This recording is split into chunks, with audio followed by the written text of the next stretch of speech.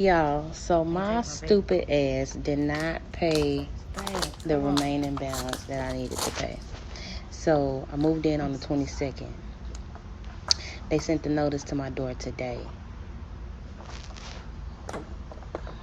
Y'all, my heart is in my feet. Both of my feet. The bottom of my feet.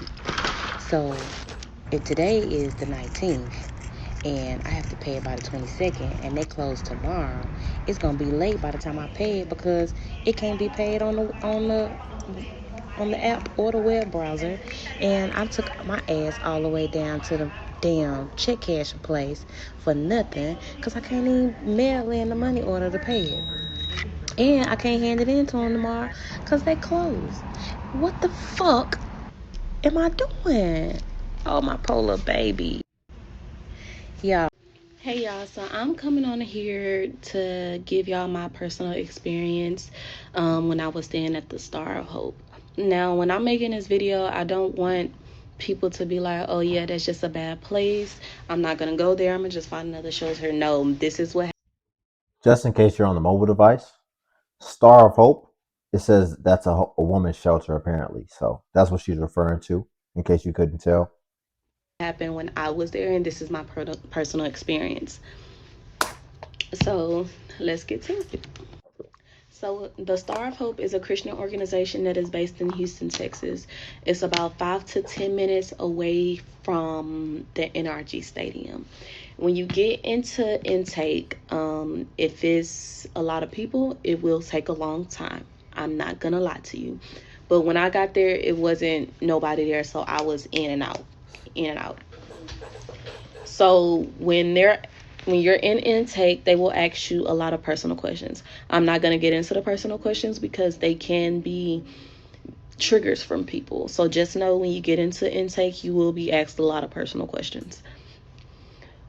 Secondly, let's get into like when you get approved and everything. When you get approved, they will give you a badge for you, or if you got kids, they will give you a badge for your kids as well. The Star of Hope has women with children, men with children, seniors, and also singles. When I first got there, it was a single side and it was also a family side. So the older people, they will be on the single side, and like. So I guess she's just giving a rundown of what to expect if you find yourself having to go to a women's shelter. I guess people ask for a tutorial because of everything that's happening. You've got a lot of cuts going on. I think that the proposal was to cut about 40% of, government assistance benefits to people, 40% of that. So I guess content like this has become more necessary as more people are finding themselves in situations and positions that they never thought that they could end up in. If you could like the video, I greatly appreciate it. Only takes a second and it actually helps out more than you know. And also if you could hype. But yeah, I just parked out of work, so call me to pack my stuff to my new apartment. Okay, y'all, so I made it back to the spot. I can't wait to do my hair. I asked them for plastic bags, and all of a sudden they don't have no plastic bags. So my aunt said she's gonna bring them or bring something. I'm out of pack. I'm showing my locker right now. So this is everything, and then my sheets and stuff is up there. Okay, this is how we looking so far. Such a bittersweet moment. But yeah, let me hurry up. I'm tired. No, this is a man's job. But the queen gonna do it every time. The queen gonna do it every time. I have so much more stuff, but hold on, y'all. Excuse me. Good. So my things are packed, guys. My aunt picked me up with my cousin, and we're leaving. My cousin's here. I'm so happy. I'm so excited. Thank you, girl. I cannot wait. And then here's me and my cousin. Hello. First millionaire apartment. I told you I was gonna sweep that stuff up in the middle floor, and I did. So here we go. One last walkthrough. This is where we have been for the last 6 months.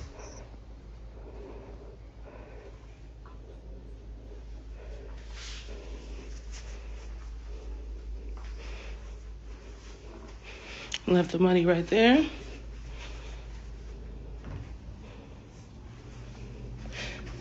$35 is right there. But this is it, y'all.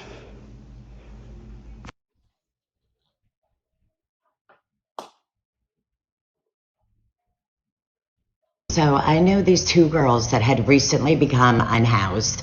They had decided to stay in their storage unit, and they were not on substances. They did not have schizophrenia or serious mental illness. A lot of people think that all homeless people do, but they just came on hard times. So one of the girls, The caption says Americans are moving into sheds and storage units as life becomes unaffordable in 2026.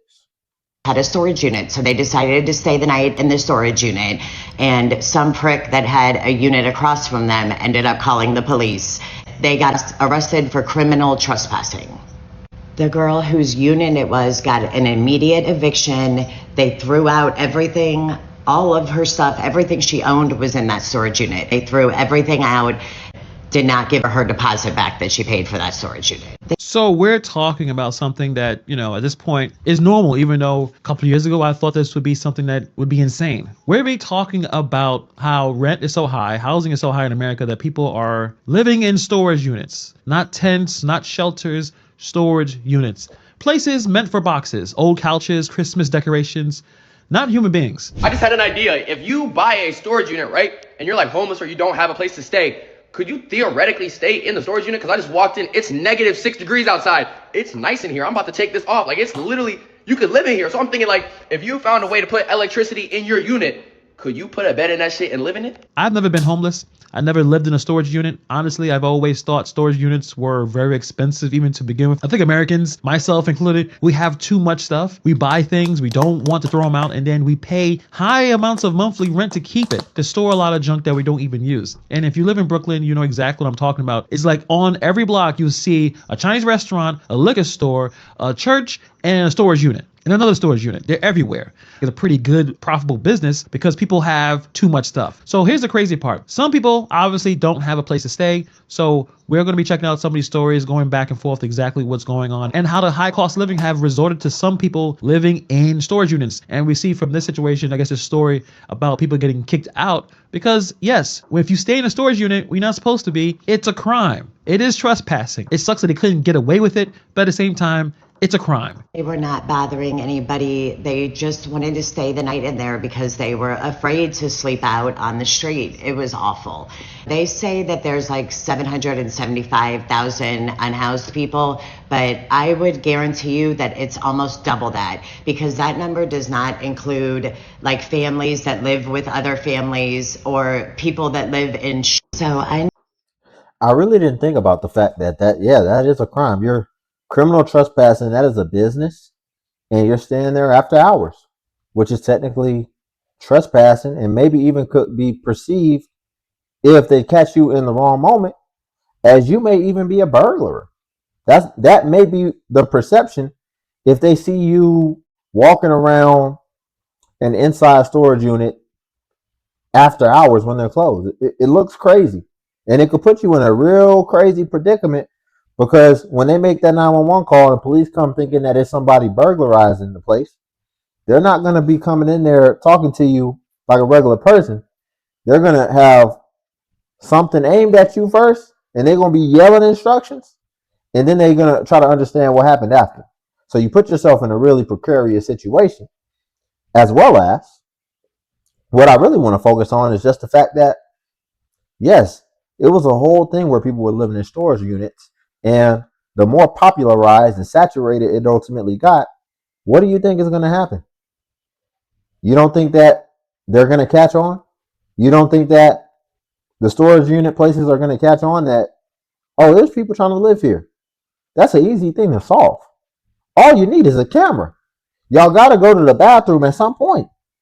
And when you do, they got you. Apparently, they didn't used to have cameras in storage units. They got them now. So you're not going to be able to do that. It's just that simple, which is actually kind of crazy.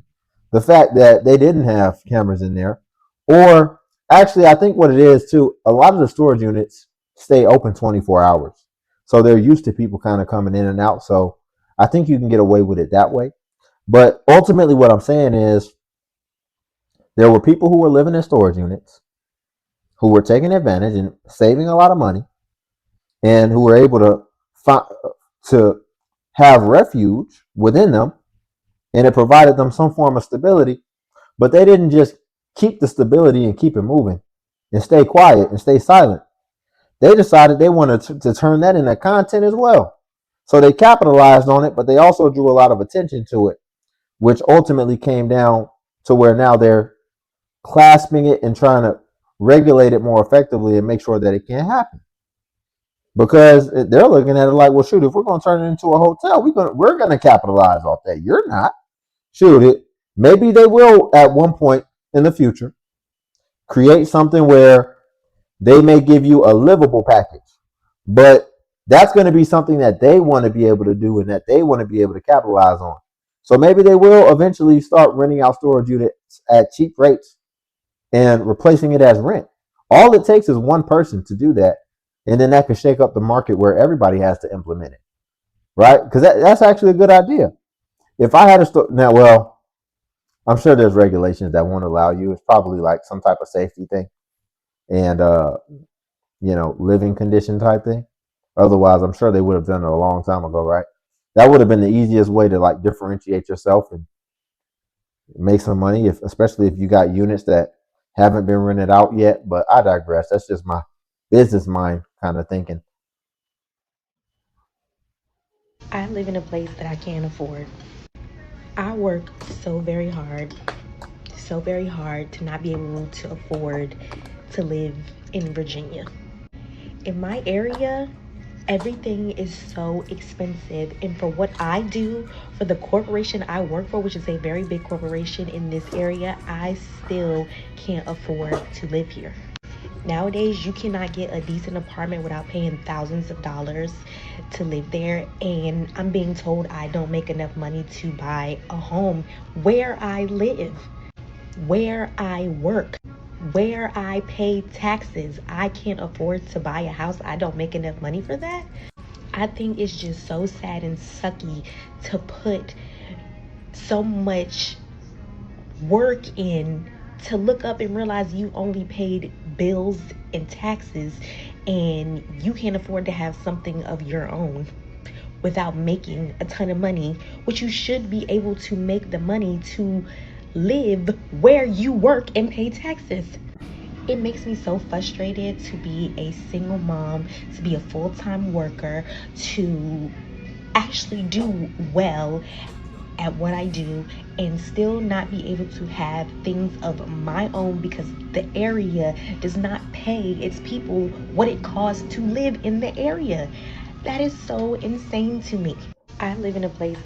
Y'all, I'm at a Jack in the Box because something might have happened at the shelter, and I'm sitting here eating some fries, and I don't know if y'all can hear behind me, but there's a song that says, "Wherever I go, side to side, left or right, you got my love. I will always love you. I know who you are. You have my love, y'all." And I just felt like that was just the Lord reassuring me. Because I just feel like I am going through at this shelter, like people just don't like me just for me being me, and so I just had to leave because it was just so hot. And I just felt like that was just a little small token of God saying, like, it doesn't matter where you go, I love you. So I just love when small gestures are done about that. And what's crazy was I was actually writing to God when the altercation had happened. I didn't do anything, but you know, people just be peopling, you know what I'm saying? So I just wanted to share that. I just thought that was really sweet of him to kind of go out his way at all restaurants that song's playing, you know. But yeah, if you guys want to know kind of what happened, like or comment below. Yeah. So she got in an altercation at a shelter. How you getting into altercations at shelters? That's an all time low right there. She's talking. Why are you trying to make friends at the shelter? That's not who you want to be trying to make friends with. That is not gonna what? What's gonna happen? Hold on, I want to see if I'm trying to see if she told a story. She never did the story where she told what happened as far as oh my gosh. Yeah, she got a lot going on. This is my 1 year update from living in the shelter. So, a year ago, most of y'all know me from making my videos of living in the shelter and whatever else. You know, people still comment and ask if I am living in the shelter. No, I'm not. I've been through a lot since those days, yes. However, I just kind of don't post as much because I started getting blessed so tremendously that I kind of wanted to just keep my blessings to myself so that there was no interference. But I guess I'm so deep into the lifestyle now that I guess I can open my mouth and speak. So, looking fast forward, I guess, a year now since I was living in the shelter, I now own my own business, which I always had my own business, but it's now thriving. I pretty much work for myself 7 days a week. I take off when I want to. I work when I want to. I don't work when I don't want to. I do still have a job using my college degree. When I am not working there, I will let the world know what that job is. But just because I'm still kind of like in transition mode, I'm not really going to speak too much on what my job is. Just know that my job is very purposeful and it's just like my business. I am pretty much helping the world become a better place and, you know, helping people. So I have a good paying job, using my college degree, and I don't have to go to work. My job allows me to be able to go to work once every 60 days. And that's kind of just what I have been doing because I started making so much money for myself that I don't need to go to work. Now, just to keep my job, I do go to work when I want to, or when I feel like I need a little energy booster or whatever else the case may be, then I'll go to work. But for the most part, that's that. I am working on other stuff and doing other things. But like I said, I just kind of keep a lot of stuff quiet because I just kind of don't need nothing fucking up my manifestations. However, I just wanted to Oh make an no. update because I don't really make that type of content anymore because that's no longer my life. It's been a very long time since that was my life. And, you know, God is good. God has blessed me tremendously.